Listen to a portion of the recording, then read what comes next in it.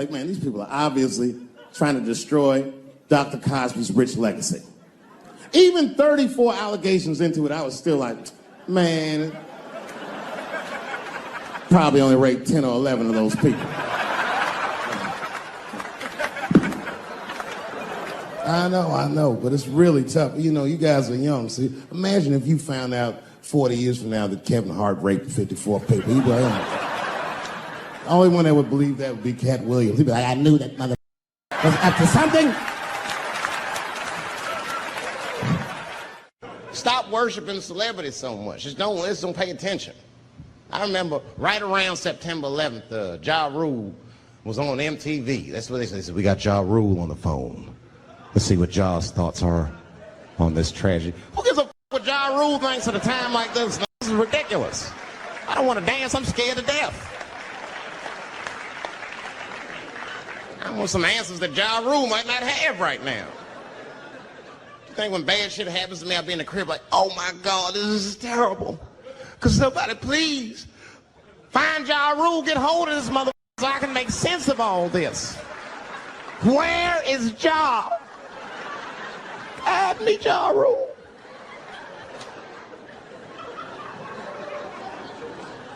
I don't even know why people listen to me. I'll say anything. I've done commercials for Coke and Pepsi. I don't give a what comes out of my mouth. I just say what it takes. Whatever it takes, that's what I'm saying. If you want to know the truth, can't even taste the difference. Surprise! All I know was Pepsi paid me most recently, so tastes better. It's pretty much how the game goes. I'm just being real, man. There's too much goo-gagging over celebrities. People don't know what's fake and what's real anymore. That's why Bill Cosby got in trouble. Look what happened to Bill Cosby. Bill Cosby said some real shit, and the whole world freaked out on him. For what? For having an opinion? Just because he was selling pudding pops for the last 40 years, people forget that he's from Philly in the projects, and he might say some real shit from time to time. It's not that big of a deal. I spoke at my old high school, and I told them kids straight up, if you guys are serious about making it out of this ghetto, you gotta focus, you gotta stop blaming white people for your problems, and you've gotta learn how to rap or play basketball or something. Trap. You are trapped. Either do that or sell crack. That's your only options. That's the only way I've ever seen it work. You better get to entertaining these white people, nigga. Get to dancing. Go on out there and be somebody.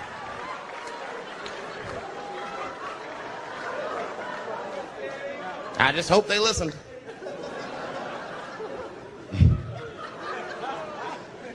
This shit is ridiculous. People worship television. They worship this shit. You know, like if you watch a movie, right? Say you're watching a movie and one character says to another character, say, hey, what's your number, man? What's the other character always say? 555, 5555.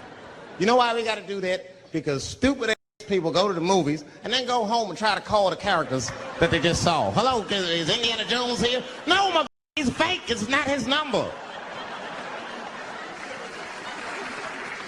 And to be honest, this is the worst time in history to be a black celebrity. They locking all our stars up.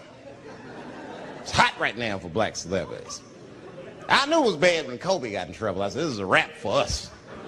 He's one of the most wholesome dudes we had. They lock him up, everything. And Kobe kept it together. Thank God he held his game together, because if he was cracking under pressure and getting like 6 points a game, the whole LA would have been like, that n****** guilty. Kobe was playing his ass. He was playing like his freedom depended on that shit. You see this motherfucking game, this trying to beat that case on the court.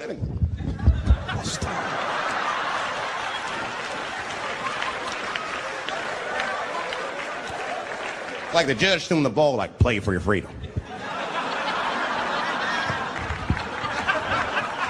And that's why I don't trip off of being a celebrity. I don't like it.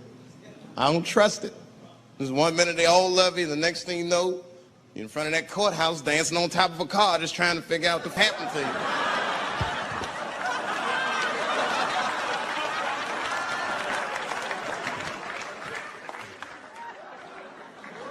That's what I'm waiting for, because the timing of this Michael Jackson shit is what makes me doubt it.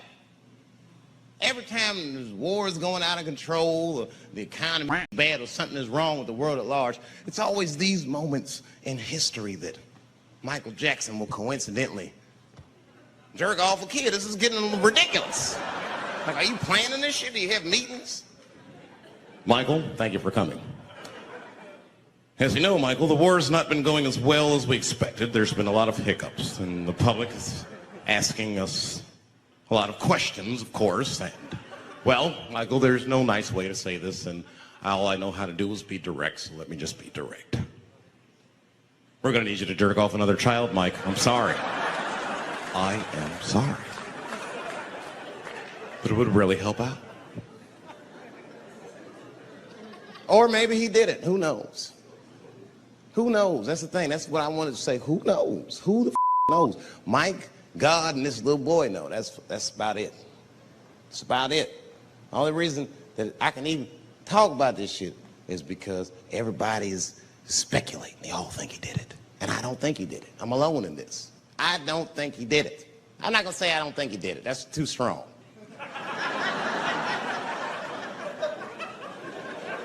Let me just say I am reserving judgment until all the facts come out. But so far from what I heard, I mean, the kid said he was dying of cancer. He was in Make-A-Wish Foundation. He claims he had 2 weeks to live, and it was his dying wish to meet Michael Jackson. Come on, man, give me a break. This kid is 10 years old. He don't remember Thriller. The you want to meet Michael Jackson for, honestly? I remember Thriller, and I just like kind of want to meet this. I wouldn't break an appointment to meet him. I'll put it that way. I'd have to already be free. That's ridiculous. It's like if I'm dying in 2 weeks and go, oh, mama, get me in a room with Chubby Chuckle. I wouldn't want to meet that mother. My last 2 weeks. Why not Usher or somebody like this? So then the kid claims he goes to Michael's house. This is where it all gets crazy. I don't, like, you know, he does everything you'd expect at Michael's house. They climbed trees and rode roller coasters and Ferris wheels. The chef made cookies, pies, and cakes. They was petting the monkey and the giraffe, sang songs, kid shit. And in the middle of all this childlike activity, for some reason, Mike pulled out some wine and some pills and sucked his kid's dick. Folks, it hurts me to say it. And the kid had the nerve to call that abuse. Mother, that is a good host. God damn, what else do you want? What else do you want? I'm lucky to get a glass of grape drink at my friend's house. Let alone a roller coaster ride and my dick sucked. Mike must be confused, like I brought you in my house, I fed you, I sucked your dick, and this is how you repay me, mother. This was your wish, not mine. Thought you were dying in 2 weeks. What happened to that motherfucker? I've been in court for 1.5 years. You get stronger every time I see you.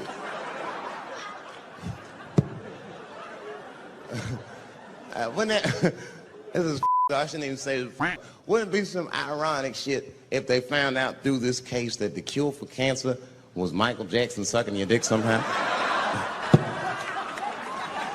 Like if Mike had powers like Green Mile and all the kids like, please, Mike, suck our dicks. Never again. We didn't appreciate it. Can we at least study your saliva? Please, Mike.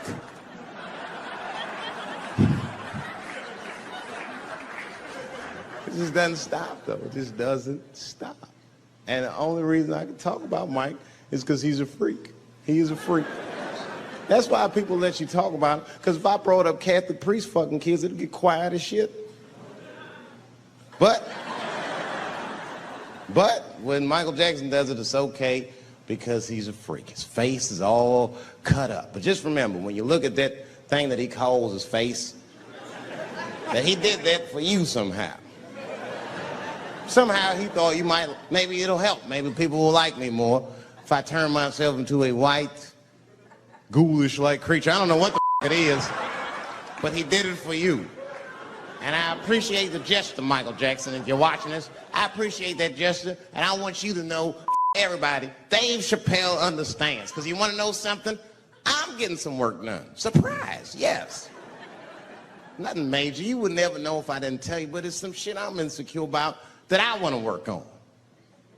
If you must know, I'm getting Botox done on my balls to get these wrinkles out. Finally, have these shit smooth as hell. She's just like, you need to stop doing that. And then I tried to change the subject. I go, how is school going, boys? And my sons tell me, well, we didn't have school today, technically. I'm like, well, what's going on? He said, well, there was like a school shooting drill. I never heard of this. You know what this is? They have drills that they make kids do where they practice what to do if somebody comes to shoot up their school. I'd never heard that before. I was like, what the f***? Then I had to tell my sons the truth. I didn't want to tell them this shit. Son, listen to me. That drill. Somebody comes to your school and wants to shoot it up, I'm just gonna be honest with you. You probably gonna get shot. I'm just being real. You got a famous dad, I talk a lot of shit. They're gonna be gunning for you, little buddy. Just stay low and run in a zigzag pattern and don't try to save anybody, son. Do you understand me?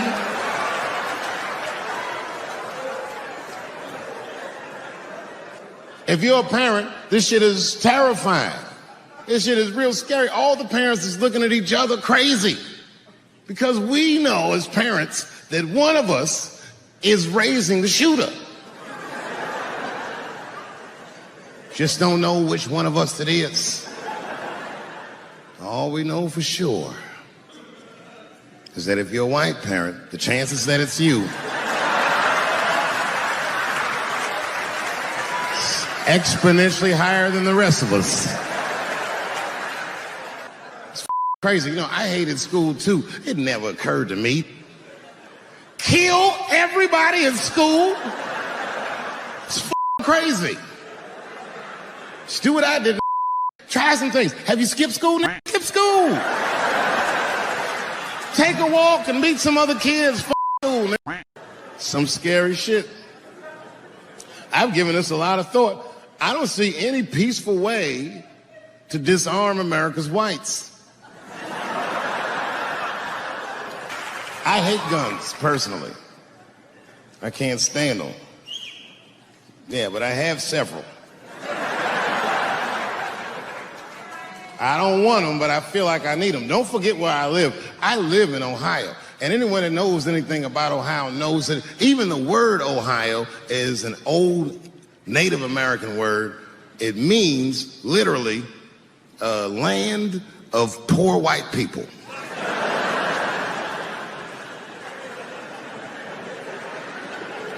And I don't know what's going on down here, but in my experience, poor white people love, and I mean they love heroin.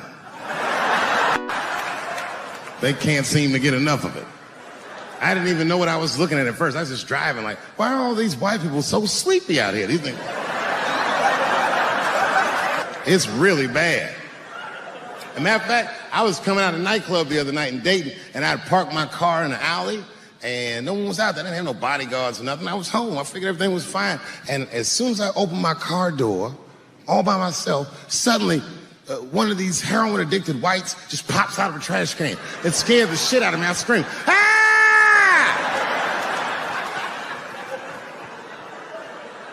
And then I realized it was a woman. She was up. She said, hey man, relax, okay? I'm sick, all right? I need some drugs, man. Please, I'll suck your dick for $5, man. I was like, ugh. 2.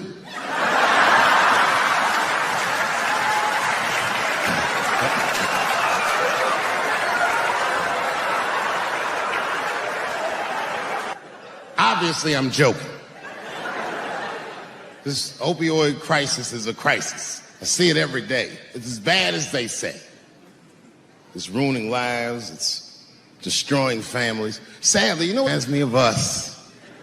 These white folks look exactly like us during the crack epidemic. You know, it's really crazy to see. And all this shit they talk about on the news about how divided the nation is, I don't believe it. I feel like nowadays we're getting a real good look at each other. It's wild because I even have insight into how the white community must have felt watching the black community go through the scourge of crack. Because I don't care either.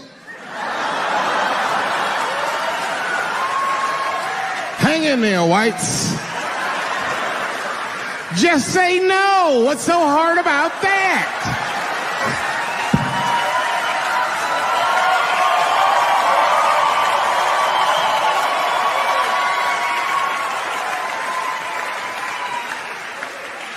Remember when y'all said that to us? But it's okay.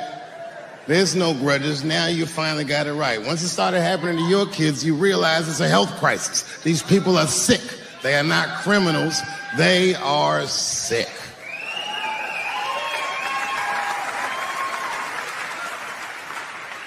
Be that as it may, I'm armed to the teeth.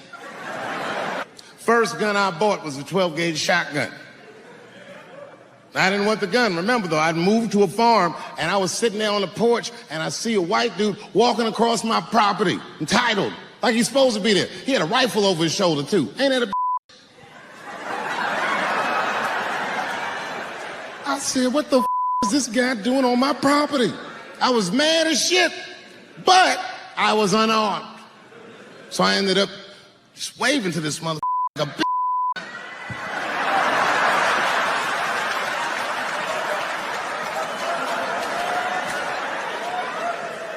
And as soon as he got far enough away, I ran to my car and sped to Kmart. This is in a rural white area. And remember, I was nervous because the guy was on my property, I'm black, and I was sweaty. You know what I mean? And I ran to the gun counter, black and sweaty, sweating and black, and I looked up at the nigga. I looked like a slave or something. I said, I need a gun immediately, like that. Just like that. The guy didn't answer, no questions. He just grabbed a 12-gauge shotgun, handed it to me. I'd never even held a gun before. I'm not a dummy. I'm like, well, I need some bullets too. Put 2 box shells on the counter. He said, all right, buddy, which box do you want? And I didn't know. One box had a picture of some ducks on it. The other box had a picture of some deer. I said, well, what's that box with them ducks? He said, oh, that there's birdshot. And then he goes just like this, I'm not exaggerating, he goes, that won't kill a man.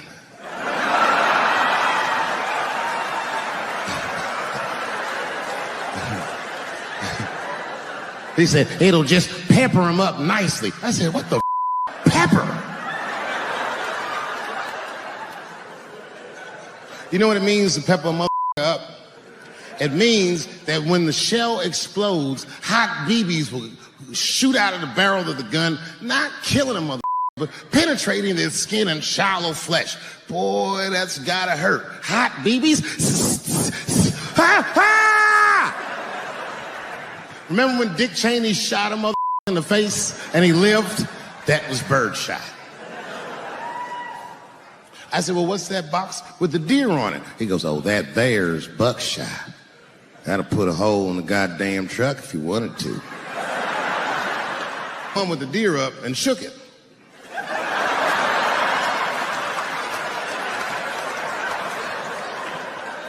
I thought he was trying to trick me. I was like, do you have a box with a picture of a white dude trespassing on it? Because it's exactly the strength I'm looking for. But I didn't know that if you're defending your home with a shotgun, the formula dictates that you're supposed to buy both boxes. This was not a formula that I was familiar with.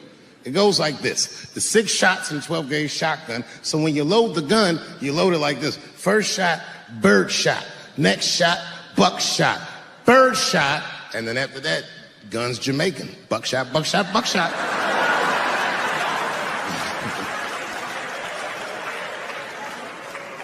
You gotta picture it, okay? Like say I'm in bed and I'm sleeping, and suddenly my wife wakes me up. David, wake up. And I'm like, oh, look who's come around. And I pull my dick over the top of my pajamas.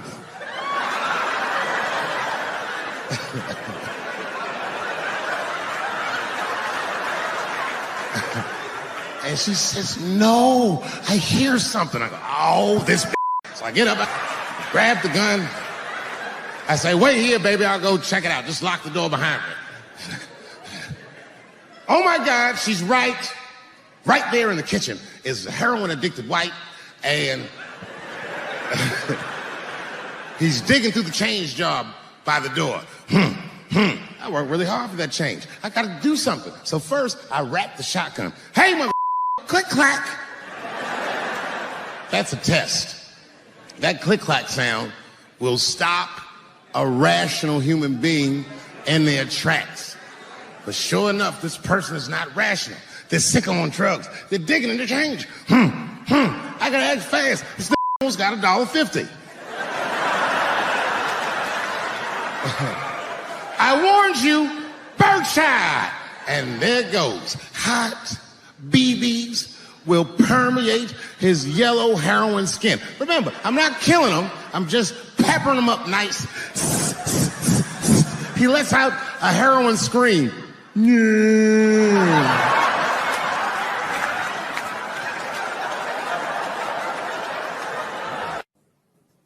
I'll tell you what happened, but I can't say it directly. There's a book to me that encapsulates my entire experience before I left the show.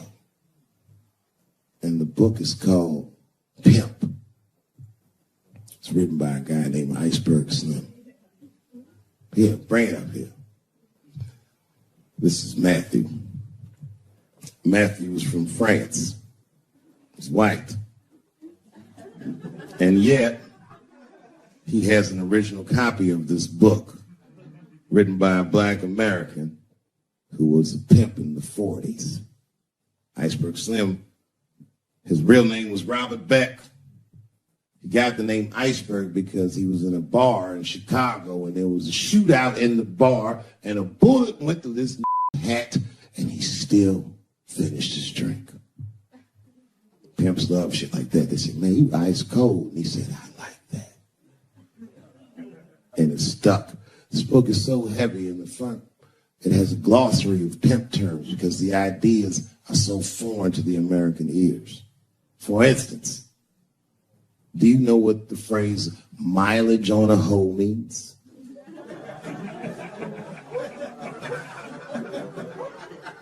Of course you don't. Mileage on a hoe is a very wild concept. It means that pimps understand there's a finite amount of bad shit a person can do before they'll lose their mind. And a good pimp can look at a woman that he's never seen before and call it. She's good for 500.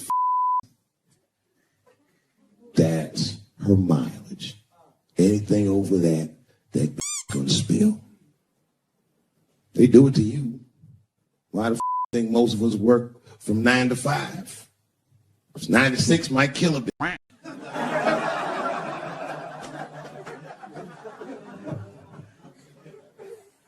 Iceberg Slim was the one that broke down what a bottom bitch was. Does anyone know what a bottom bitch is? Anyone?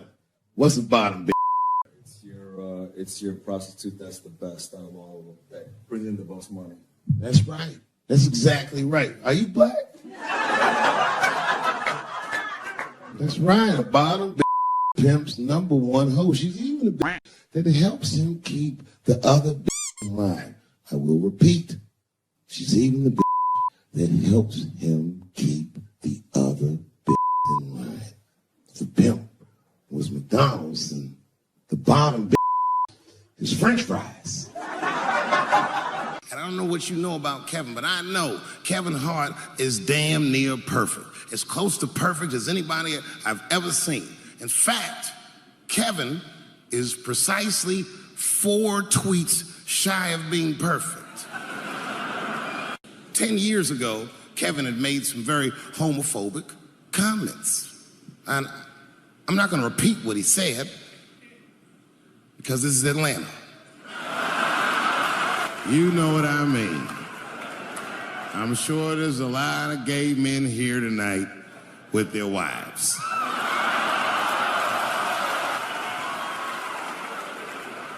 Far be it from me to offend anybody. All right, I'll tell you what he said. Don't forget who I am. Don't forget what I am. I am a black dude. And don't ever forget how I got here.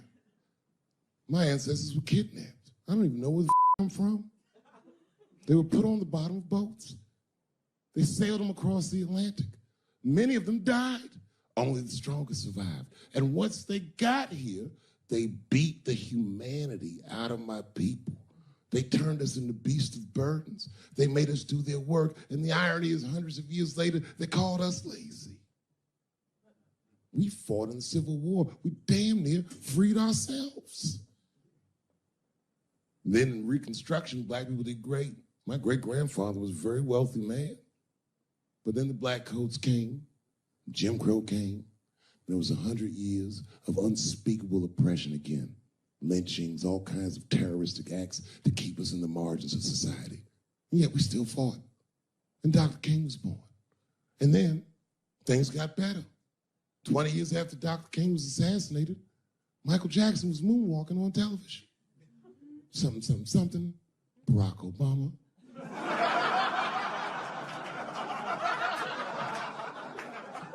Donald Trump, and now here we all are. 400-year nightmare. Took us 400 years to figure out as a people that white people's weakness the whole time was kneeling during their national anthem. That's a brittle spirit. That's right. On the rock, it's regular. Ah! Ah! What are you doing? Stand up!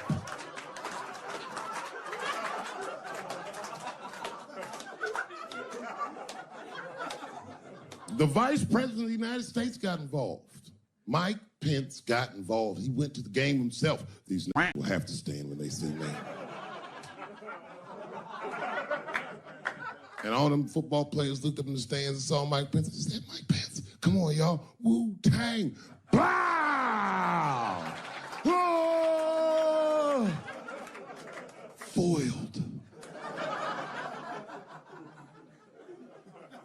Brittle spirit. I could kill every white person in America at one time. You know how I'd do it? I would just wait for the Super Bowl.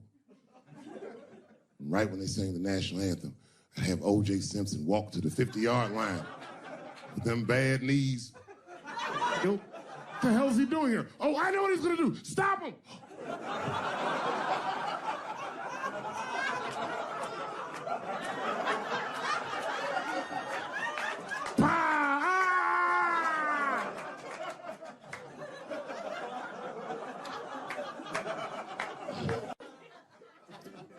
I just want to help. I want to be a good guy. Like, I can't even say the word Me Too anymore.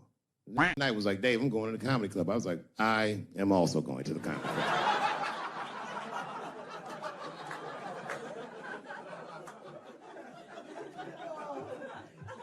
And I didn't even know it was happening, but I guess I became like a feminist in the last 3 weeks because I can't watch porn.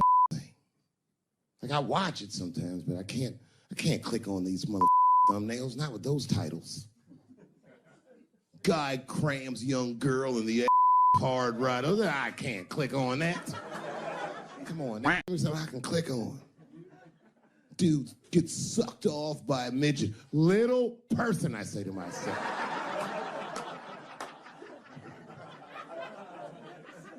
It takes me hours to find one clip. What the hell is this? Marginally groomed feminist enjoys consensual sex with a vaguely homosexual guy with penis the same color as mine. Click.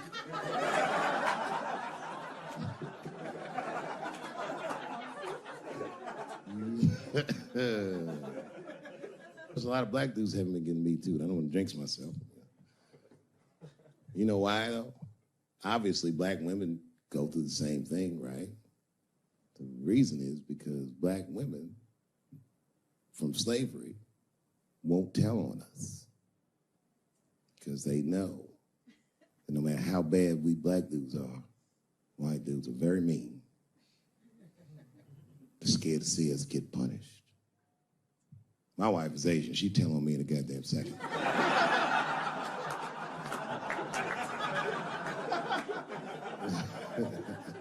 Ain't no up in the Chappelle household. And the wildest shit about it is I live in Trump country. I live amongst the Tiki Torch whites, poor white people. And I'm rich. If it's ever pitchfork time, I'm in a lot of trouble. And nobody in my family believes me. I've been trying to tell the kids, man, we gotta run these drills. They're like, we don't want to run your stupid drills. Too bad, son, you have to. Tiki Torch whites come upside, what are you guys supposed to do? Come on, Dad, what are you guys supposed to do? Squint our eyes and stand next to Mom. That's right.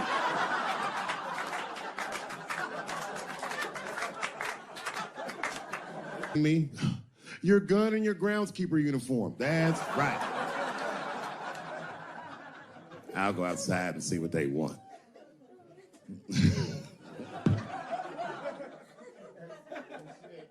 It is wild, bro. Where you from, man?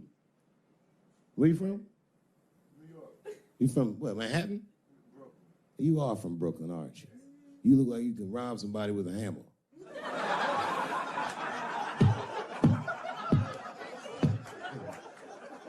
Brooklyn rob you with shit they find around the house.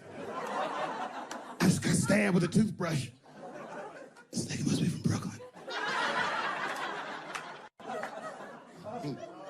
You gotta man the up, y'all. I don't mean to be disrespectful because, man, I know you're upset what I said, but you know, I know you're right. But come on, baby, it's me. I was right once. Remember that? Does anybody remember when I was like missing from show business for 12 years? Remember when I had like this really popular show and I quit? I remember I walked away from $50 million. A lot harder than walking away from Louis' freckled dick.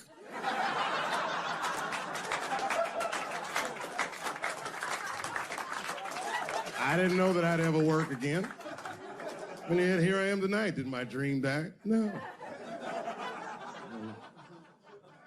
I remember that shit. You don't remember that when I quit my show? Remember I went on the way out the door, I said, something's wrong in Hollywood. I believe they said I smoked crack.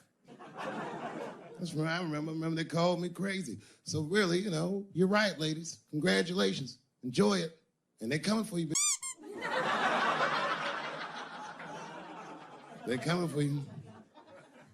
There's one person that's uncomfortable. You know who's the most uncomfortable room? The that's right.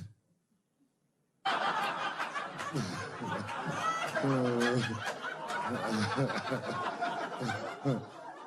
was just walking around like Tom Cruise at the movies, just looking. And ruin the whole orgy by accident. It's easier to ruin an orgy than you think. All you gotta do is wait for it to get kind of quiet and then go, ew.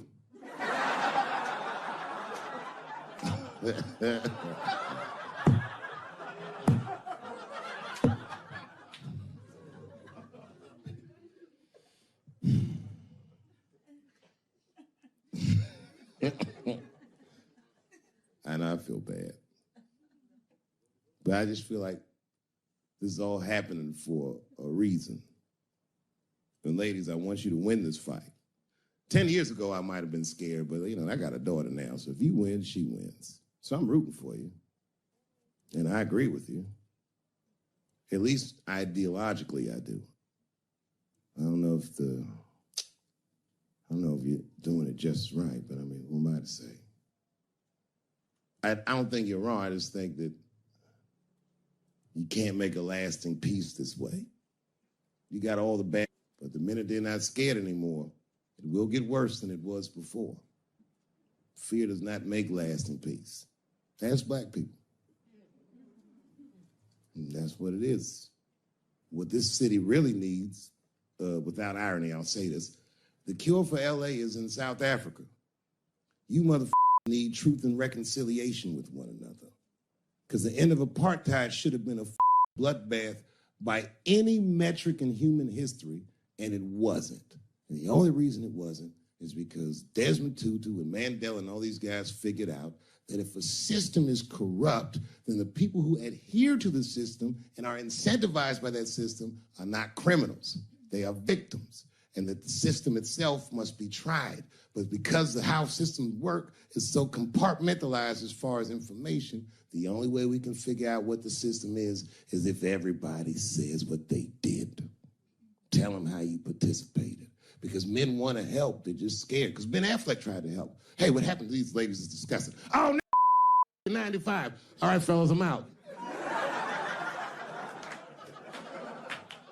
That I ain't helping. Is anybody in here gay? Get her! That's good. I'm totally joking. This is New York. Are you gay for real? Okay, so you know that gay marriage is illegal, right? Why do you think that that's illegal? People suck. I don't know. I don't have a good answer for that. Do you even care about marriage? Yeah, I want to get married. Eventually. It's really to a girl or a guy? Girl. Just checking.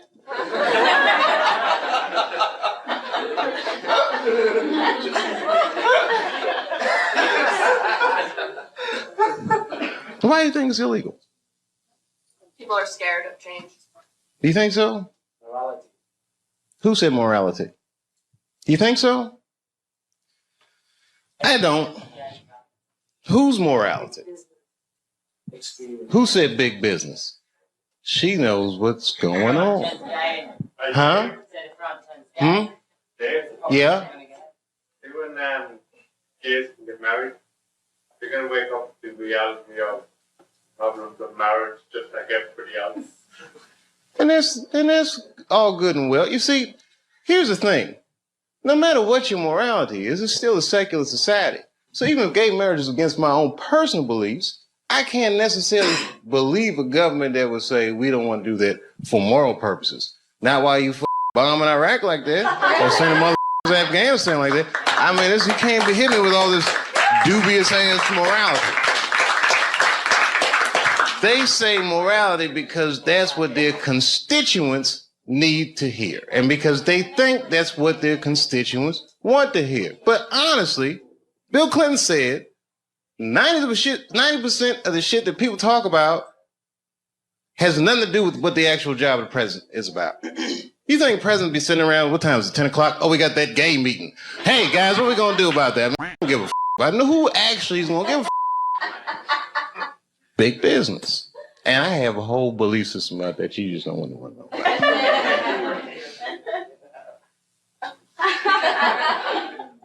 I'll tell you part of it. All right, it's a tiered, listen, marriage laws are up in America. I don't think that the government should have that much say in actually how people devise a marriage, because a marriage, right, devoid of any kind of religious belief or emotion like love is a business contract, period and simple. And tons of people in Washington or legislative bodies, even guys like Elliot Spitzer that have wives with prostitutes, live in loveless marriages. And they have these shits arranged because they're in such a high social stratosphere that they have to keep up a certain appearance. So why are they imprisoned by their own marriage? This is a form of economic slavery. And if you look at the way this shit happens, corporations were made legal in the United States by the 14th Amendment, right? Or 15th Amendment, which freed the slaves. And then under those rights, people said, we want the same rights as those motherfuckers as collective individuals, right? And if you're a collective individual and two collective individuals want to do business with one another, one's masculine, one is feminine, so they define a marriage institution between man and woman. But what if corporations is gay? I'm just saying. What if Aunt Jemima doesn't want to be with Uncle Ben? What if Aunt Jemima wants to do business with Sarah Lee? Well, wait a minute. What if Uncle Ben wants to do business with Mr. Clean? That's all I'm saying.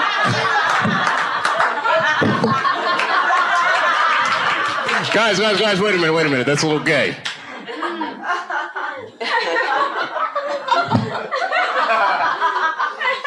I'm sorry, I thought that was funny. What if Aunt Jemima? I don't think that's what Mr. Clean was.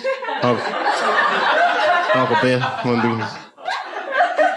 Maybe I should have picked different companies. I put myself in a bad position. I'm just joking around. You're like, we don't want to hear this shit. It's just a conspiracy theory. I believe in aliens too, but how about that? They're coming.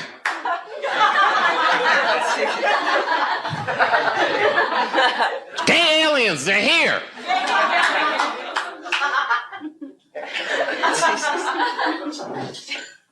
All that shit, fake. World Trade Center, fake. You want to know who blew that shit up for real? I ain't gonna say that. You know, it's my own personal thing. I don't even want to say that shit. It's, yeah. You know who I think blew up the World Trade Center? Ashton Kutcher. America, you have been pumped.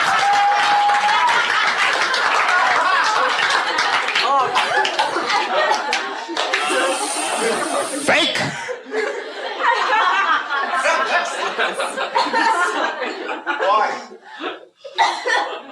Why did he blow up the World Trade Center? I don't want to sound like a cynic.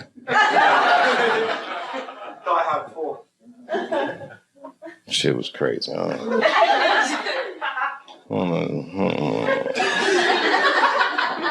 don't know the truth, but I know who does. Strippers. They know everything. Does anyone have a cigarette? Yeah. Sure. Good on you, mate. I wish I had it. Your accents are so nice. Huh? And I do listen to BBC News. We all listen to the BBC.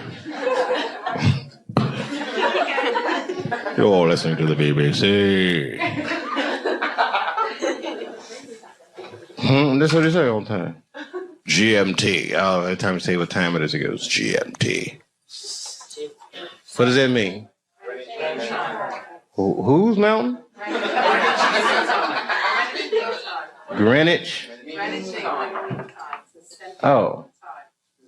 It's the center. Oh, okay. Meantime. Greenwich Mean Time. Is that where the phrase mean time comes from? Yeah, baby. Wow, you can tell that your country conquered a lot of shit. Greenwich Mean Time. I learn shit every day.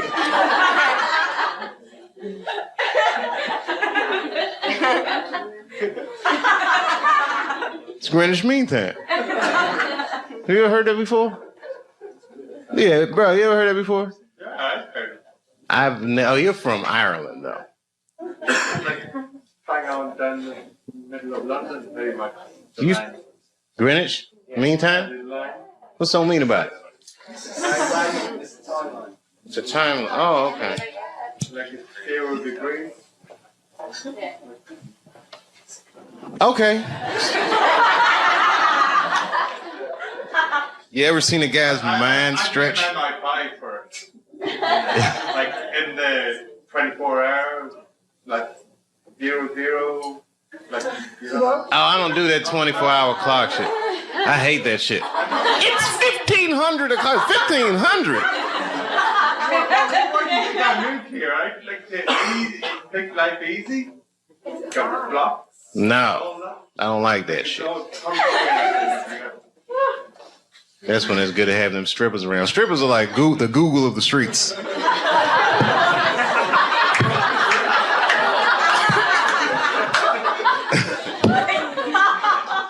Never seen somebody answer so many questions without a crystal ball.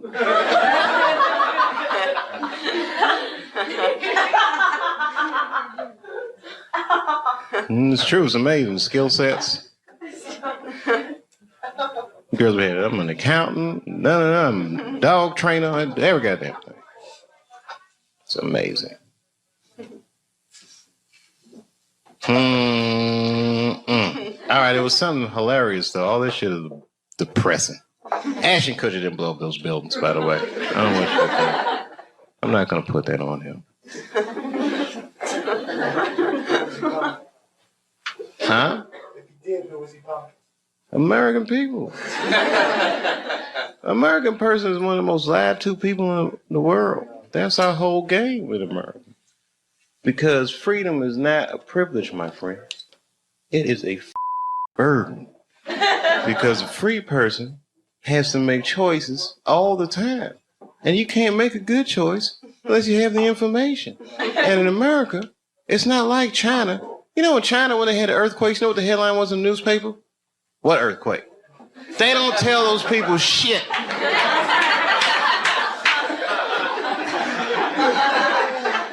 In America, they'll tell you every goddamn thing, and then they don't prioritize the information.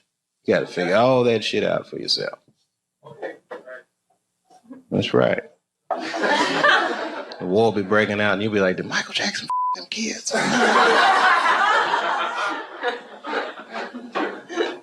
That gets shuffled funny. Well, okay, R. Kelly is different. I mean, you know, if I'm a betting man, I'm gonna put my money on he probably did that shit. I'm pretty sure he did that shit. You know, it's bad, okay? So a couple years ago, I was doing a show in Detroit, and I'm sitting backstage in my dressing room. A friend of mine comes by, this chick, Dream Hampton. Dream tells me, right before I'm going on stage, she goes, Dave, I'm working on a documentary about R. Kelly. Would you like to be in it? And I was like, nah, but I'm cool.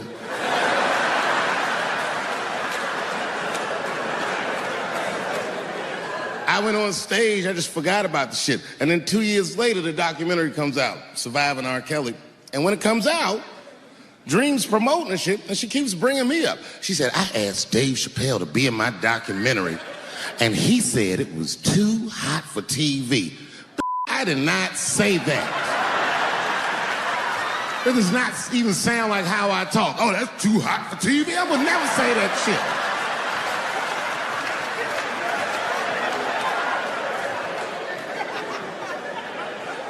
But I'm gonna tell you guys why I wasn't in the documentary. There's a very simple reason, and I cannot stress this point enough. The only reason that I didn't do it was because, and it's very important, I don't know this at all. I don't know anything. I don't know anything that they don't tell me about. I don't hang out with this nothing. So what the I gotta be in the documentary for?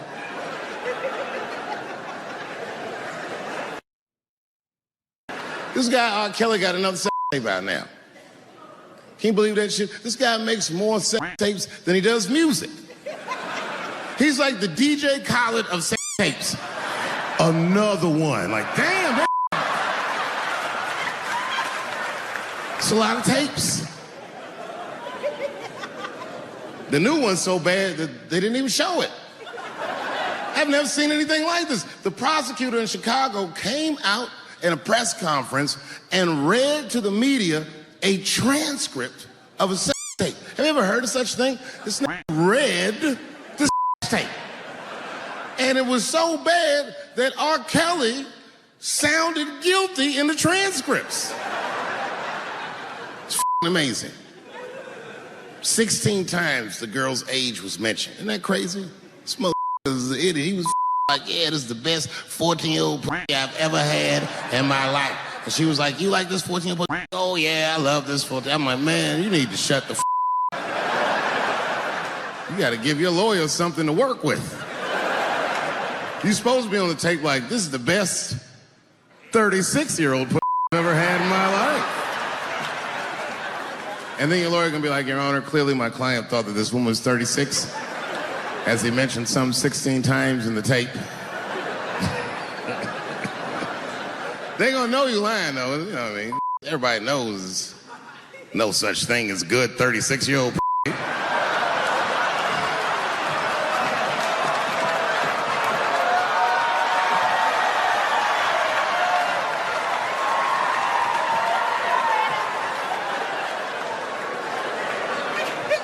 Doesn't matter what I say.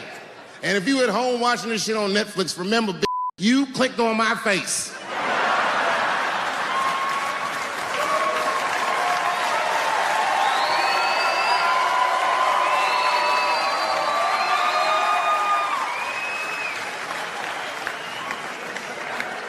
Celebrity hunting season. Doesn't matter what I say, they're gonna get everybody eventually. Like, look, I don't think I did anything wrong, but we'll see.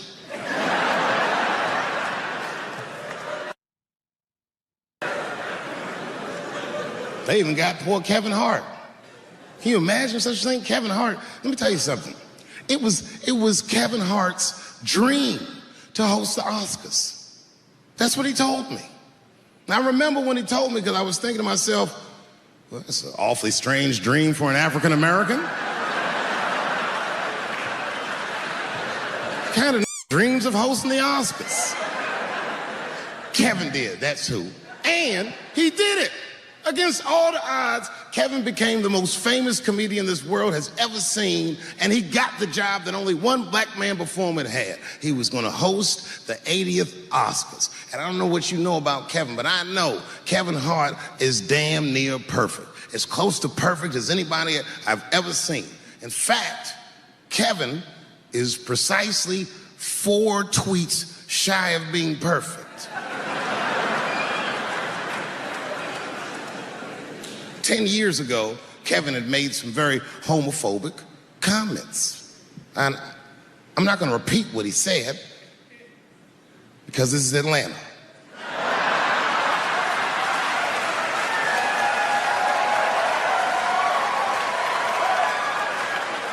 You know what I mean. I'm sure there's a lot of gay men here tonight with their wives.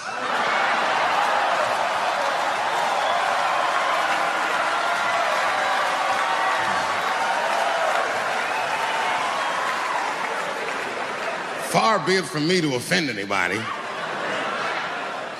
All right, I'll tell you what he said. But just remember, these were not my words. These were Kevin's words. And it was a long time ago. And I'm paraphrasing because I'm not good at telling other people's jokes. Okay, Kevin said that if his little son was demonstrating or exhibiting homosexual behavior around the house, that he'd chastise him. He'd say, hey, that's gay. And then he said he would smash a dollhouse over that child's head. Ooh, the gay community was furious. And I don't blame them. I got a lot of gay friends. And all of them, 100% of them, all have told me horror stories about the shit they had to go through just to be themselves. Crazy, crazy stories. And in all those stories, I gotta say, not one of them has ever mentioned anything like their father smashing a dollhouse over their head. Because clearly Kevin was joking. Think about it. You would have to buy this dollhouse to break it over his head in the first place. Does that sound right? Is anybody gonna do that? The gay community was upset, and then they put so much pressure on the Academy of Motion Pictures and Sciences that they went to Kevin and said, if you don't apologize to that community, then you cannot host these Oscars. And then Kevin said, it, I quit.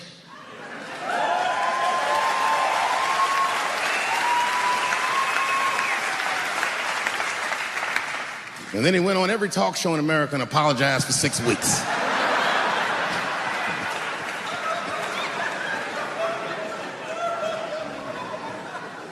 And Kevin up. I understand the mistake he made because I've made the same mistake early in my career. This is many years ago, 15 years ago. It's when I was doing Chappelle Show. There's a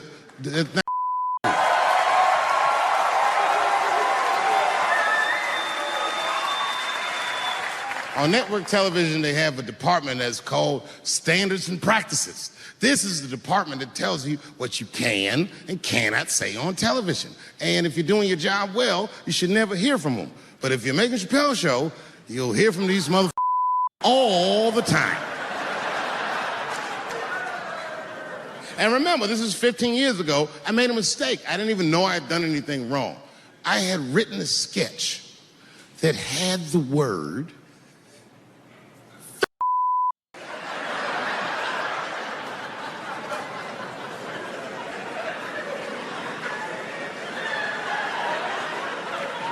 so So I had to go to standards and practices. They called me up. I don't know why they're calling me, but I like the lady that runs the department. She's usually really fair and was one of my favorite people I've ever worked with. So she sits me down. We have a nice conversation. She tells me, oh, the sketches are great. I go, oh, fantastic. Well, then why am I here? She said, because, David, there's no way that you can ever say the word on our network. I didn't know I did anything wrong. I didn't try to defend myself. I said, all right, take it out. Have a good afternoon. And as I was leaving, it occurred to me, hey, Renee, quick question. It's just a question. Seriously, I want to know, like, why is it that I can say the word with impunity?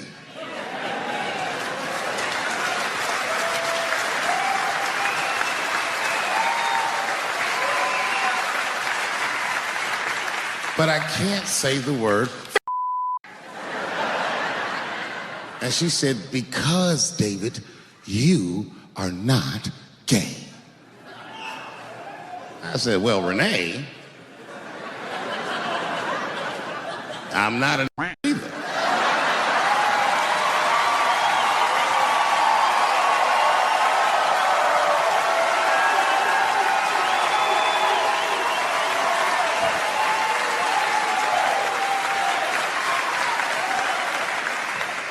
But you see, what I didn't realize at the time and what Kevin had to learn the hard way is we were breaking an unwritten and unspoken rule of show business. And if I say it, you'll know that I'm telling you the truth. The rule is that no matter what you do in your artistic expression, you are never, ever allowed to upset the alphabet people. You know who I mean. Those people that took 20% of the alphabet for themselves. I'd say the letters, but I don't want to conjure their anger. It's too late now. I'm talking about them L's and them B's and them G's and the T's. People be surprised. I have friends, all kinds of letters. Everybody loves me and I love everybody. I got friends who are L's, I got friends who are B's, and I got friends who are G's. But the T's hate my guts.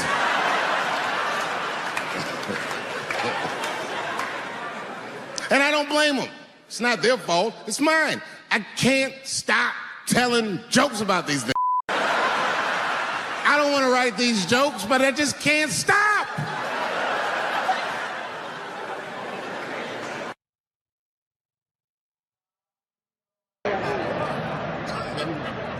All these movements, not to get deep, all these movements probably started, not even the 60s. All this shit started in 1945. That's when America just lost its mind. It was after that Second World War. Think about it. Because black Americans went off and fought in the war. They went to Europe.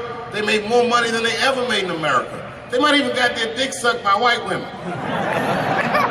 And then they came back to the United States and they looked around and they said, you know what? I don't like the way I'm being treated around here. But it wasn't just black dudes.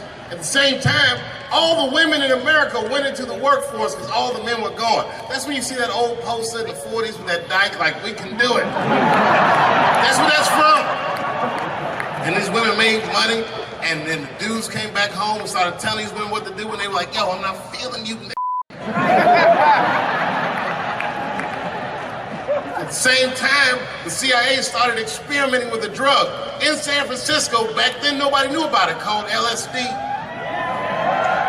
By 1960, all the white kids in America were like, it works. And a new school of thought was unleashed on the American consciousness. People had never even thought like that before, and now they were thinking like that in mass. White kids in mass were like, our parents' plans for us. By the time 1960 rolled around, the President of the United States was 42 years old. He was the next best hope. And they blew his brains out in Dallas. Parade. That's the most gangster shit. There were 8 major assassinations in the 60s. Kennedy, X, King, Edwards. And then by the 70s, the white youth culture and the Black Panthers and the black youth culture started to merge. And you started to see Timothy Leary meeting Eldridge Cleaver in Africa, not Oakland. And that was the beginning of the 70s, one of the most turbulent decades this has ever seen. And I say all that to say this, that in that turbulent historical context, Bill Cosby raped 34 people.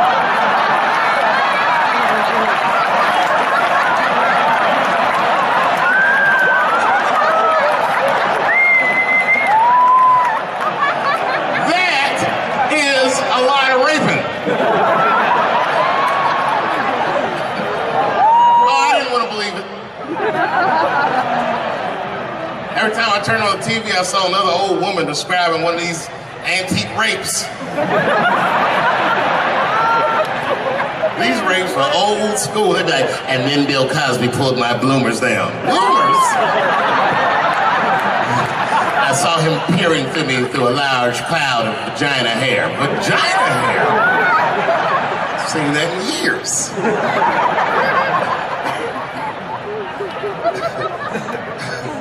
I saw this shit. I said, these people are obviously trying to destroy Dr. Cosby's rich legacy. Right? 34 allegations later, I was still like, man, they probably only raped 13 or 14 of those people. Do all that raping.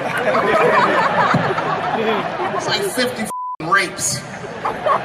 And don't forget, each one of these rapes have 8 hours of sleep in them. It's like 1,000 hours of rape. Packed into an otherwise busy schedule. Short corporate rapes, that's what I support.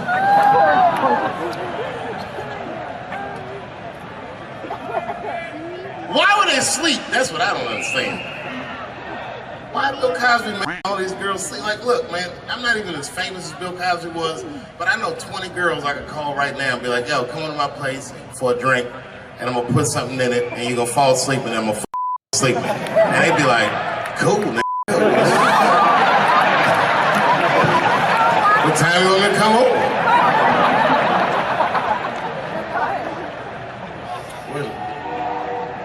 Is that a train here, that train? Trains do something to black people. Didn't you feel like running for that train? I've never been in a situation where I needed to. Something about being black is when you hear a train whistle, you're like, I've got to go.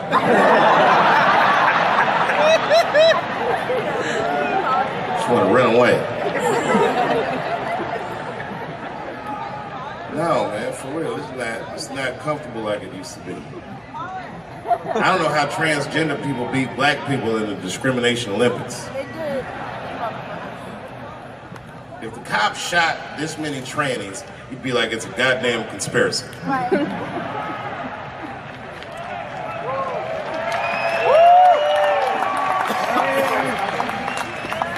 And they start wearing high heels just to feel safe.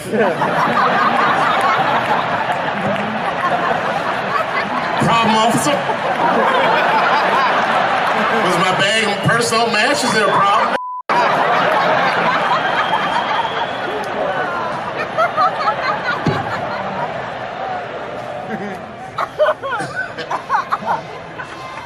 There's too many, man. It's too many. There was one good one in California where the lady got beat up in traffic. You see that shit on YouTube? Yeah. And they beat the shit out of her. You watch the tape, you be like, well, what did she do? Turns out she didn't even do anything.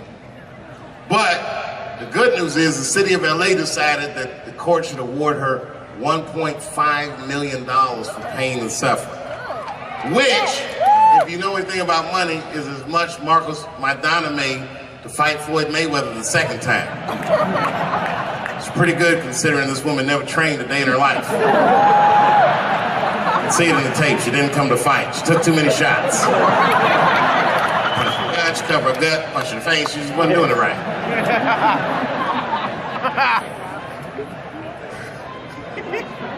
What?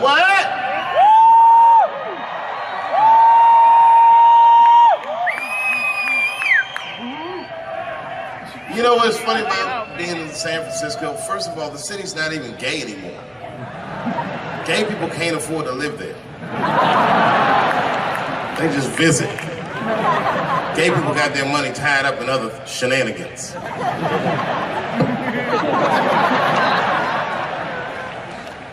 Where you from, bro?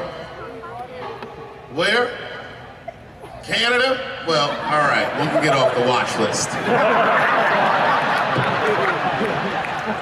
You know, America has a racial hot seat, which belongs to black Americans, but I know you sat in it for a while. I can honestly say Arabs and Mexicans sat in that seat. And we, the black Americans, would like to thank you both for your sacrifice and your struggle. Everybody goes through something, but at least I can leave my backpack someplace. If you leave your backpack, you got 20 minutes to find that shit before they send a robot to blow your luggage up. Don't you remember San Francisco when that motherfucking tiger jumped out of the cage and bit those people up? And San Francisco is so gay, the whole city blamed the tiger. No, they blamed the victims. They didn't even say shit about the tiger. They said these people were teasing that tiger.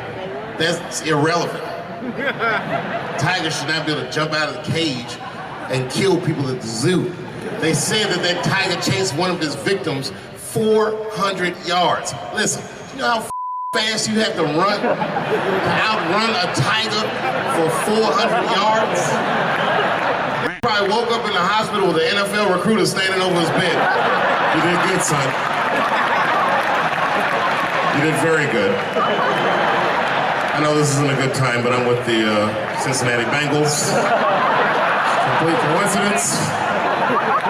I think we can tie something in and do something really big with you.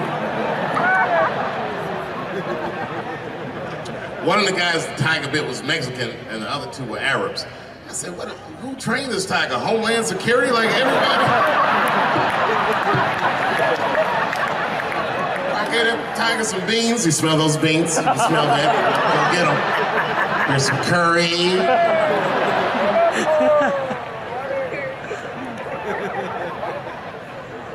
I see a lot of Indians in San Francisco. I always wanted to be in a Bollywood movie. Because Bollywood movies are deep, but at the end of the movie, no matter what kind of movie it is, there's always a dance number to make you feel better when you go home. Even if it's Precious. At the end of the movie, Precious would just jump out of the coffin. I don't have AIDS.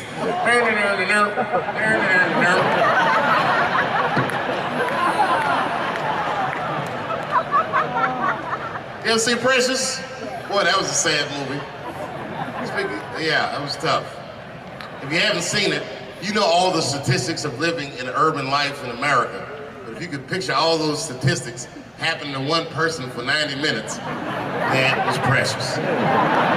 Life through the book of that fat bitch.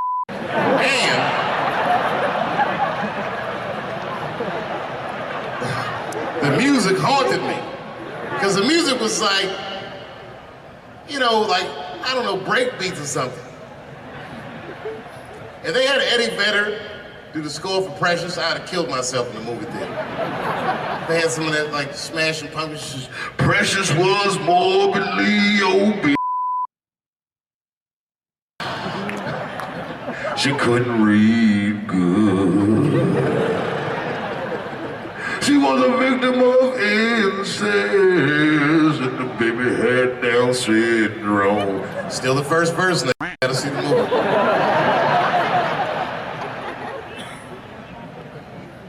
She caught AIDS at the end. She might have had it the whole movie, but at the end she found out.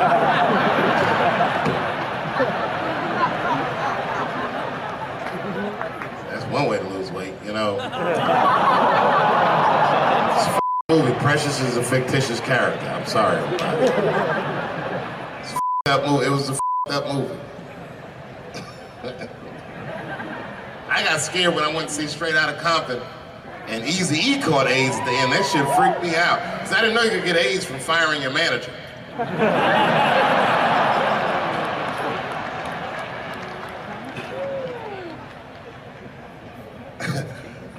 You didn't see Straight Outta Compton?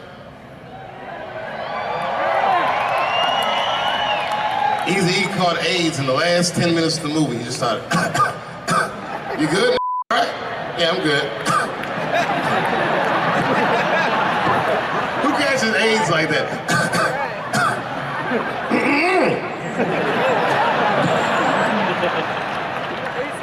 AIDS does not sound like that. It's a racking cough.